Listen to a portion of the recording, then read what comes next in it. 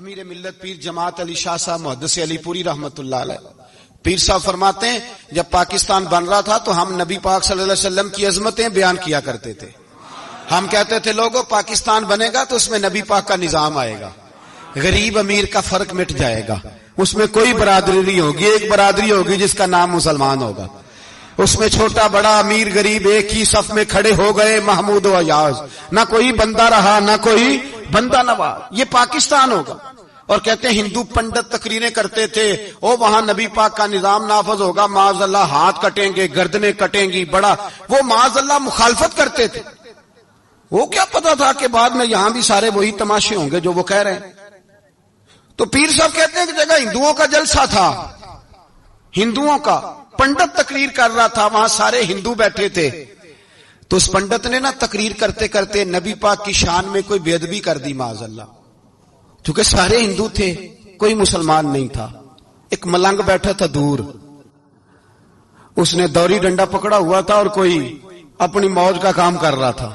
آپ کو پتا ہے ان کے پاس جو ڈنڈا ہوتا ہے بڑا رنگین ہوتا ہے, کو اسپیشل بنایا ہوتا ہے انہوں نے.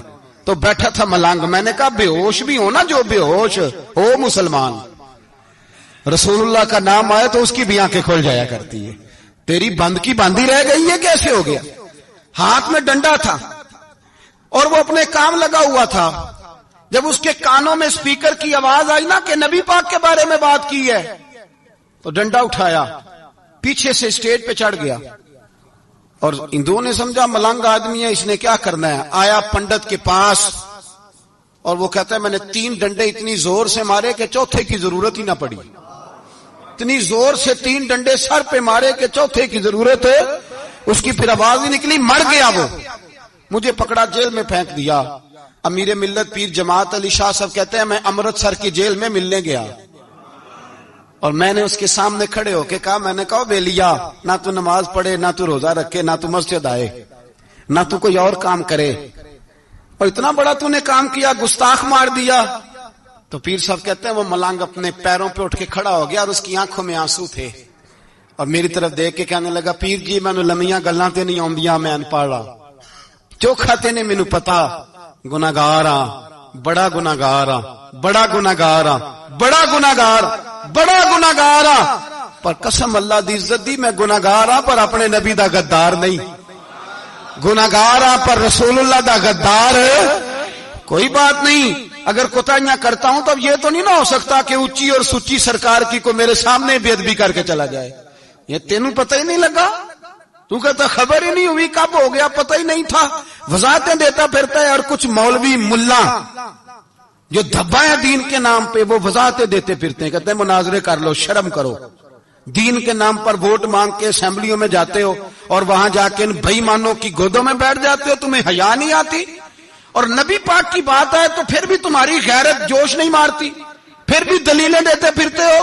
میرے رسول پاک علیہ الصلوۃ والسلام کے غلاموں یاد رکھو, دین میں تسلط پیدا کرو, مضبوطی.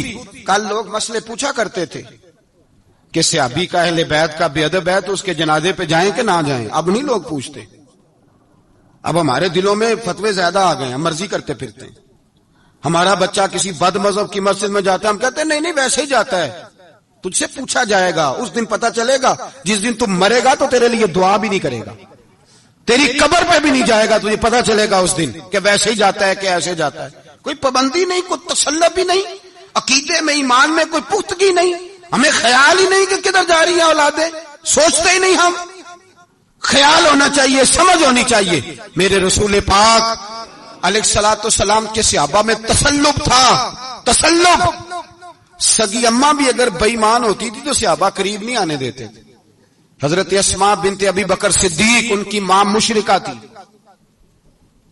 جناب صدیق اکبر کی ایک زوجہ حضرت ابو بکر نے طلاق دے دی. کچھ عرصے کے بعد وہ اپنی بیٹی کو ملنے آئی, ماں بیٹی سے ملنے آئی تو حضرت اسماء بنت ابو بکر کو پیغام بھیجا, کہا بیٹے میں تجھے ملنا چاہتی ہوں.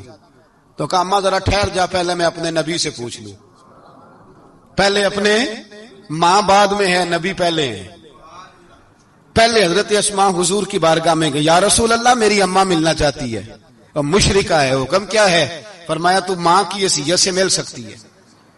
انہوں نے تو سگے ماں باپ سے ناطے توڑ لیے، سگے رشتہ داروں سے، اور تو ان سے دوستیاں ختم نہیں کر سکتا، تیرا تعلق بھی نہیں، سارے اسی کو پکارتے ہیں، سارے ایک ہی ہیں۔ یہ تماشے کسی اور کو دکھانا، یہاں رسول اللہ کے غلام بستے ہیں۔ ہمارا عقیدہ بڑا پختہ ہے، بڑے پختہ نظریات کے لوگ اللہ نے اس دھرتی کو عطا فرمائے، اس زمین نے بڑے کامل مومن پیدا کیے۔ بھائی یاد رکھو، رسول پاک علیہ الصلوۃ والسلام کے غلاموں میں اپنے دین کے لیے تسلط تھا، پختگی تھی، کفر سے بیزار رہتے تھے۔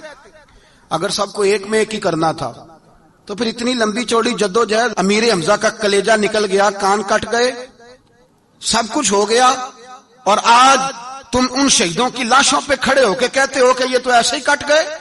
مذاق ہے یہ؟ کوئی مذاق ہے؟ اصل بات بتاؤں آپ کو کیا ہے؟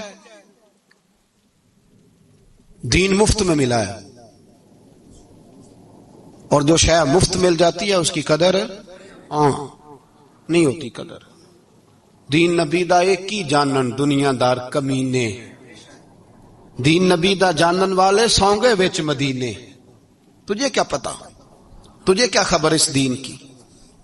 تجھے خبر ہی نہیں میرے رسول پاک کا پسینہ کتنا بہا ہے۔ کبھی تیرا پھیرا لگے تو احد کے پہاڑ سے جا کے پوچھنا نبی پاک کا خون کتنا بہا ہے۔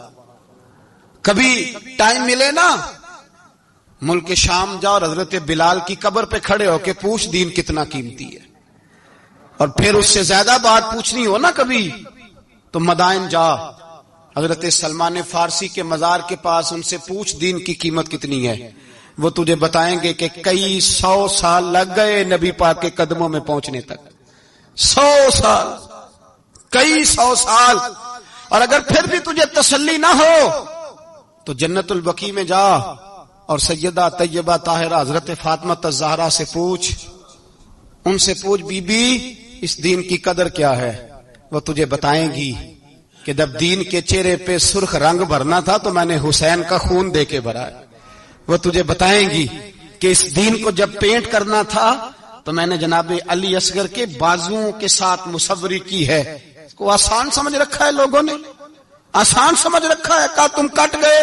اور آج اٹھنے والا صوفی اور درویش کہتا ہے سارے ایک ہی ہیں، سارے اسی کو مانتے ہیں۔ جس سیاستدان کا دل کرتا ہے وہ جا کے مندروں میں پوجا کر آتا ہے، جس کا دل کرتا ہے وہ جا کے ہندوؤں کی ہولی اور دیوالی میں شریک ہو جاتا ہے۔ سب ایک ہی ہیں۔ اگر ایک ہی تھے تو حسین کا علی اصغر کیوں شہید ہوا؟ اگر سب ایک ہی تھے تو جناب علی اکبر کیوں شہید ہوئے؟ سارے ایک ہی تھے تو پھر ٹھیک ہے، مست رہنا چاہیے تھا۔ یہ مذاق ہے اتنی قربانیاں؟ شرم ہی نہیں آتی بات کرتے ہوئے؟ جاگو اور اپنے دین کو سمجھو۔ میرے رسول پاک علیہ الصلوۃ والسلام نے جو دین دیا اس میں تسلب ہے، تسلب، کفر سے بیزاری۔ کتنی بیزاری؟ حضرت ام حبیبہ رضی اللہ تعالیٰ عنہ ام المومنین ہے، یہ ہماری اماں ہیں۔ ام، ماؤں کے نام تو بچوں کو آنے چاہیے نا، یہ مومنوں کی ماں ہیں، ابو سفیان کی بیٹی ہیں۔ حضرت ابو سفیان رضی اللہ تعالیٰ عنہ کی بیٹی نبی پاک کی زوجہ ہیں، جناب امیر معاویہ رضی اللہ تعالیٰ عنہ کی سگی بہن حضور کی زوجہ تھی، بہت بڑے امیر باپ کی بیٹی تھی۔ مدینے جب آئیں تو نبی پاک کے گھر میں غربت دیکھی، آزمائش دیکھی، کئی دنوں کے فقر اختیاری کے جلوے دیکھے۔ ابو سفیان ایک مذاکرات کے سلسلے میں مدینے آئے اور کہتے ہیں میں نے سوچا سیدھا اپنی بیٹی کے گھر جاتا ہوں، تو کہتے ہیں میں حضرت ام حبیبہ کے صحن میں داخل ہوا تو چارپائی پہ بستر بچھا ہوا تھا، اور ام حبیبہ ایک سائیڈ پہ بیٹھ کر تو سوئی دھاگے کے ساتھ کوئی کام کر رہی تھی۔ ابو سفیان کہتے ہیں میری بیٹی کی نظر پڑی تو ام حبیبہ جلدی سے اٹھی، اٹھ کے بستر جو چارپائی پہ بچھا ہوا تھا وہ بستر اٹھایا، لپیٹا، اندر لے گئی۔ بعد میں باہر آئیں تو میں نے بیٹی کے سر پہ ہاتھ رکھا، میں نے کہا بیٹی میں سمجھ گیا ہوں، بستر پہ میری نظر پڑی ہے، لگتا ہے کئی سال پرانا ہے، پیوند بھی لگے ہوئے ہیں، تو اس لیے اندر رکھا ہی ہے کہ پرانے بستر پہ باپ کو بٹھاؤں گی، اس لیے رکھا ہی ہے۔ تو بیٹی امیر گھر سے آئے تو غریب گھر میں اس کی شکایتیں ختم نہیں ہوتی، پر دین کے ساتھ تسلب ام المومنین کا، پختگی اور کفر سے بیزاری۔ کہنے لگی ابا جی ابھی آپ کافر ہیں نا، تو آپ کی سوچ ابھی بدلی نہیں.